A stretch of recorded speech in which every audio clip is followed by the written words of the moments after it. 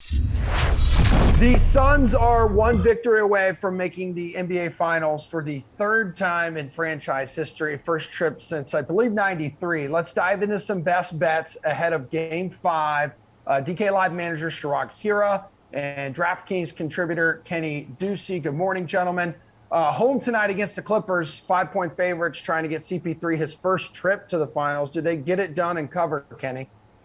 I think that the Los Angeles Clippers cover in this game. Now, I'm not sure the Los Angeles Clippers are going to win. I've been very, very bullish on them all series long, but let's just break this down and look at all the 4 games in this series. I really just have not been impressed with the Phoenix Suns, and I'm a guy who loves the Phoenix Suns. I've been yelling Mikal Bridges' name for the entire season. But look at Game 1, right? Ty Lue, experimental lineups. This team was gassed. That they basically rested their stars a little bit, or their best players. They only have one star.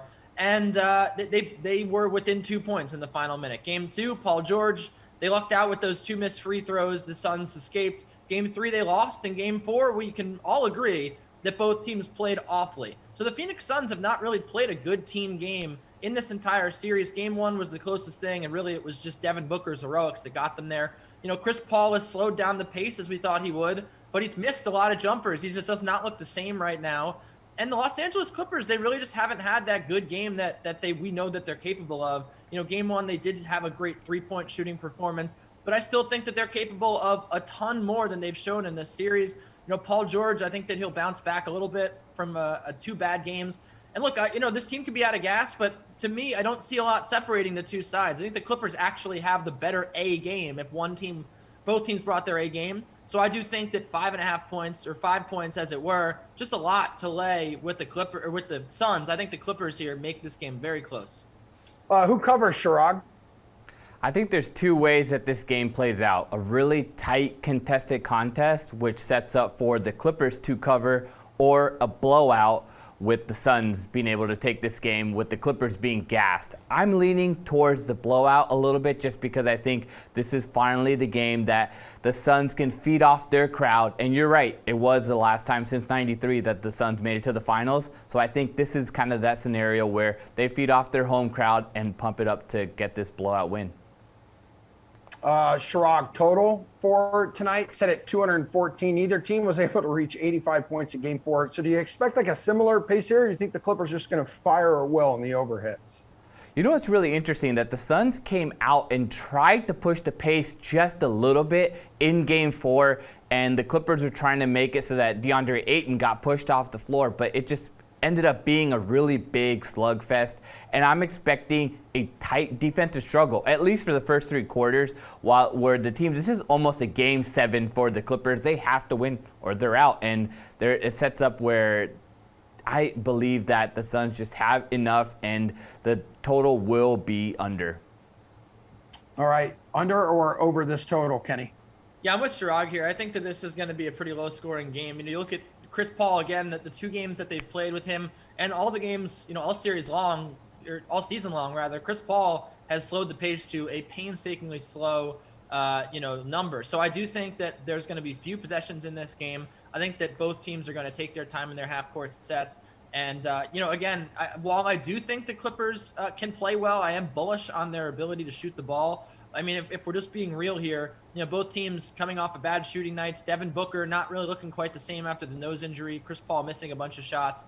There's a lot that can go wrong here for both teams, and I do think that despite the fact that it's a low number, I think the Suns will easily control the pace here. The Clippers have played good defense all postseason long. The Suns defense has wavered, but we know that they can, they're capable of a very good defensive game. So I do think that I have no problems here taking the under. DeAndre Ayton, let's talk about him. Huge game on the boards in Game 4, so 22 rebounds. His rebounding total for tonight, that's 11.5. Does he easily hit that number, Kenny?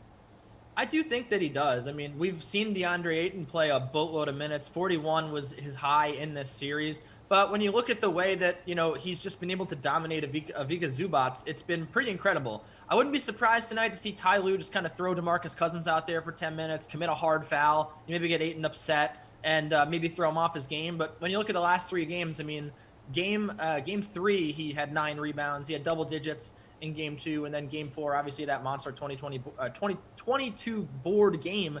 I do think that DeAndre Ayton's capable of another double-digit game. I think he'll probably get, 14 rebounds here. He has a pretty decisive advantage on the glass, and he's just seemed to really continue to exploit that and get better and better as the series has progressed. Love DeAndre Ayton, and I love this over. What about you, Chirag? I definitely agree there, and I find that with this sitting at plus money, there is some value there. Paul George has kind of been the Clippers' top rebounder, so why can't DeAndre Ayton grab double digits rebounds? I believe that with the total being set at 11.5, Kenny mentioned he had 9 in 2 of the games, so it's not like he's that far off, and it just sets up for a scenario where if this game doesn't end up in a blowout, that's really the only way that he goes under. Well, the Clips' hopes fall on Paul George here, guys, who once again missed a key free throw and an LA loss. I mean, he'll need to obviously get everything together, get his game together here. So for the Clippers and his total points, rebounds, assists, I mean, that prop is set at 44.5. You like the over or the under on this one, Chirag? I'm leaning a little bit to the under. Like I've mentioned, I think this game has the potential to be a blowout, so that's kind of why. But if the Clippers are to win this game or make it competitive, it's because Paul George went over, and he went over easily. I could see 50 points, rebounds, and assists from Paul George. You saw in those 2 games in LA, like I mentioned, he was their top rebounder, double-digit rebounds in those games, and that's what makes it a little bit easier. He can also create the offense and kick out for those 3, so 5 assists, really in the realm of possibilities, but it's going to end up being the scoring. Is he going to get over 30 actual points, maybe even 35 to keep the Clippers in this? And I think that's the only way it really goes over. All right, so Kenny, his total points, rebounds, assists prop, 44.5. Over or under that? Yeah, I'm going over. I think Chirag is right that it's going to come down to points here, but he also is right that, Paul George has been the leading rebounder, 15 or more rebounds in the last 2 games. The thing we know about Paul George is he's going to be on the floor for over 40 minutes in this game. I would not be surprised. He saw 43, 44 minutes. And with that kind of run, I mean, he also did get over his assist prop last game, 6 assists. He's just been everywhere. And the thing is, the last 3 games, he has not knocked down any shots. Now, of course, the Clippers could be out of gas, but Paul George, the amount of usage that he's going to get, the amount of minutes that he's going to get, I'm very confident that he can get this over. You look at the way that this Clippers coaching staff has been able to transform Paul George. He had obvious demons. They were able to get him back into a good headspace, playing well. And I do think that they're going to do that again here with Paul George kind of sitting in a slump in this series. And the last thing I'll say is entering game 4, what did we hear from all those Suns backers, all those people saying the Phoenix Suns are going to win? They said shooting variance, shooting variance, shooting variance. They said, well, it's variance. They're going to shoot better. No one ever said that the Clippers could shoot better, and they can because they're the best 3-point shooting team in the league.